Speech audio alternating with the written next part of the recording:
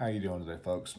Now, first off, if you're new to the channel, please consider liking the video and subscribing for future updates and content. It helps me out a great deal. Now, for my reviews, I'm going to go ahead and go into a four-part category, one of which is blade. We're going to deal with the centering, ergonomics, how it performs, how it cuts, the styling of it, a whole bunch of different stuff in regards to that. We're also going to go into this handle, as far as the ergonomics go, the styling, different hardware, the functionality of it all. Then we're going to go into this clip, primarily talking about ease of carry. Then we're going to talk about action, which is both how this knife performs in the field as well as how it deploys. And finally, into an overall score of 1 out of 10 or 10 out of 100. Now, I do that because I firmly believe that it's very hard to categorize things just a good, great, bad, etc., etc., etc. It's not really, a lot of things aren't quite that simple. So just because a knife happens to get a 7 instead of a 10 does not mean it's a bad knife, just means it has its problems. Now, without further ado, this is the Reate Hollowed Valhalla. Now, this is an absolutely beautiful blade. It is RWL34 steel, which is primarily used by custom makers. It's very uncommon to find this on a production folder, but it's an absolutely phenomenal steel. Now, this steel has the unique ability, or not unique, but the very notable ability to maintain an edge for a very long time, but also to be able to sharpen up very, very easy. It's an absolutely incredible piece. It's definitely my favorite working steel by far. And this is also one of my favorite working knives. Now, as you can see, we got some gunk in the pivot. We got all sorts of stuff. This has definitely been used. And the amazing hand-rubbed kind of satin finish on this blade by Reate is absolutely fantastic. Even though there's scratches and divots and marks and use pieces on it, you really can't tell unless you hit that light just right. It's fantastic. As far as the edge geometry, this thing is an absolute slicing machine. Now we have this kind of beautiful upswept Persian blade, which people will either like or they won't, but for me personally, it's very much appealing. This is a 3.96-inch blade, so I do have 2XL hands, so it's not that big for me, but as far as a regular EDC knife, it is definitely on the larger side. So one thing I really like about Reate is that they are pretty minimal on the billboarding. So you have a nice little Reate there with a decent little font. On the other side, you have a maker's mark as well as the steel. Other than that, very, very nice.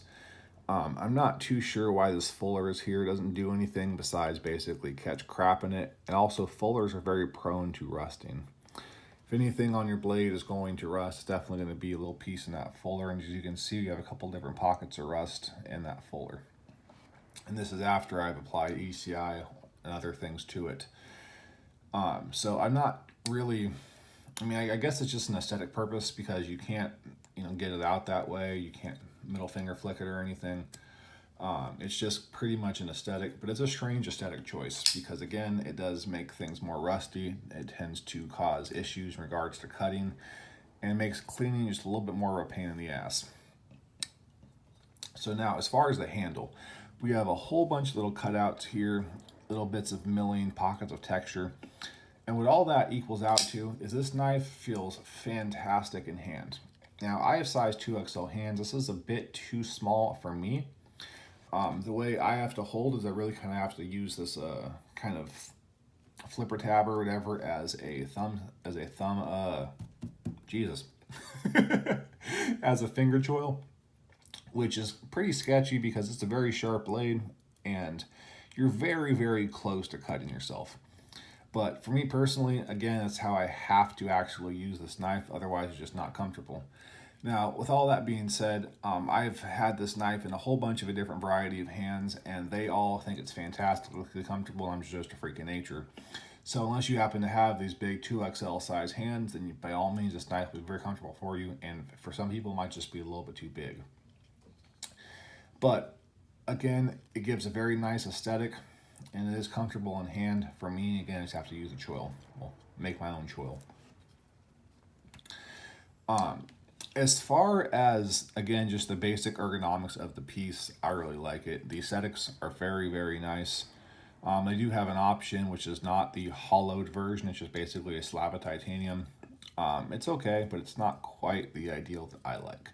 I also think this backspacer is absolutely phenomenal. It's basically kind of like an arrowhead, but a little bit of texturing here, which makes, again, your grip lock in almost perfectly. As you can see, we don't have any teeny tiny little Torx heads, so that is always a plus for me. I cannot stand having some little tiny Torx and then just completely strips out without pretty much any effort. We do have standard Torx hardware for the pivot, though it does have this kind of crazy looking shape, so it definitely gives a little bit more of a kind of a flash to it. Now, as far as the action, this is a Reate knife, and I have never had a Reate knife that did not have incredible action. The Valhalla is no exception. I like to run mine a little bit tight, but if you do happen to loosen the pivot just a little bit, this is the most drop shutty knife you will ever have. Now, when I say loosen the pivot, I don't mean to create blade play, because there is nothing here. It is absolutely rock solid.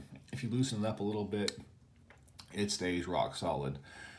Personally, I like that big thwacking detent, so I run it just a little bit tight. But again, if you do maybe a quarter turn, you will take this thing out and it'll just swoop down super fast. The action on this knife is absolutely fantastic.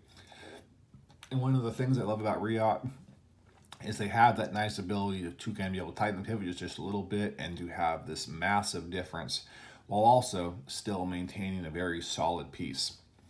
That's kind of rare. A lot of different knives and knife makers will have the ability to obviously change the action, but you'll have blade play, up and down play, side to side play, and it's not really ideal.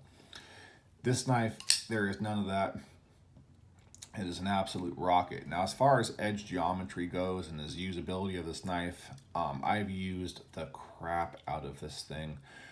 They have this very nice kind of thumb rest here. That again, I hold it just like this, and it glides through material without any problems. There's no hot spots. It's very, very comfortable.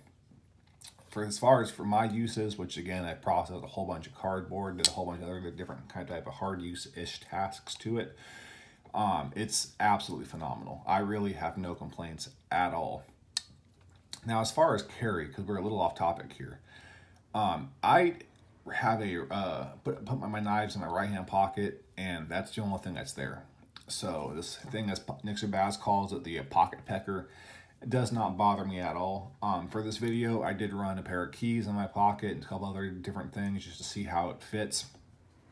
It is a pretty wide piece, as you can see here, so it definitely does get you.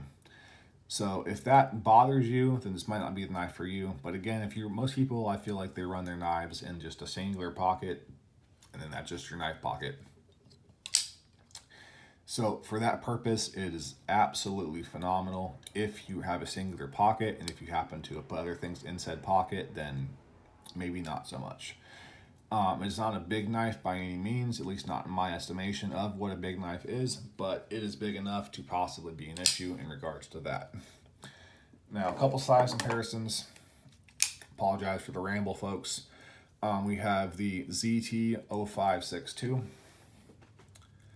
Again, this Reate Hollowed Valhalla is a big knife. Not huge. I definitely have things way bigger, but definitely a big knife. Here is the ZT-0560. Right around the same dimensions. This is also the equivalent of a Hinderer XM24. Good old EDC staple, which is the 940. Once again, we got a big old knife. The 940 is actually a deceptively large knife. It just happens to be very thin in the pocket and very kind of small like this. But as far as the overall length, it's by no means insubstantial. Go ahead and throw out a Spyderco Manix 2. And we'll go ahead and do one more, which is going to be our unboxing knife, the Paragon Knives Warlock. So, again, it is not an insubstantial knife. For my personal philosophy of carry, it's not a deal breaker in terms of the size, but it is definitely a bigger knife. Another factor to consider about this knife is it is very, very aggressive looking. For me personally, it does not bother me at all. I actually love the aesthetics of this knife. But as far as a EDC situation, pulling this out in front of other people, again, the blade rockets out, drops down with a little bit of a thwack, and it's pretty scary looking. But again, that's more of a philosophy, and that's kind of just based off of people's opinions and how you feel about your EDC and what you want to carry. So it's not really going to factor into the overall score. Now, the overall score on the Reate Hollowed Valhalla is going to be an 8.6. As far as the problems with this knife, again, it's not that there's any problems, it's just that there's things that could be done just a little bit better. Overall, it's a fantastically positive score. I want to be very clear, 8.6 qualifies as a great on my scoring list. So this is still a great knife. There are some things, the ergonomics for me personally don't quite sit well, but they might for you. The action, while being absolutely phenomenal, again, is something that could be just a little bit better. At this point in time, we're really nitpicking here. Those last, 10 points or so it's a very much about a nitpick. So again, we're gonna go with an 8.6. It is a fantastic knife, folks. I want that to be very clear. Is it perfect? Absolutely not. But then again, nothing ever really is. But for what you get, I paid about $200 for this. You can get them for about $225 to $250 on Blade HQ. It is fantastic. RWL34 is an incredible steel that is not used nearly as much as it should be as far as on production folders. You get that fantastic Reate action, that fit and finish, which is absolutely incredible. A fantastic style, a fantastic look, a crazy upswept Persian blade, which there's not too many of those out there. And overall, just a very interesting piece. Now, as always, folks, I love you all very much, and please take care of yourself during these trying times. It's gonna be it for yeah, I can't talk. That's gonna be it for me, folks.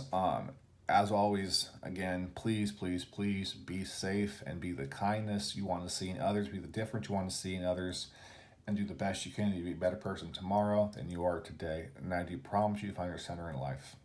I love you all, and bye.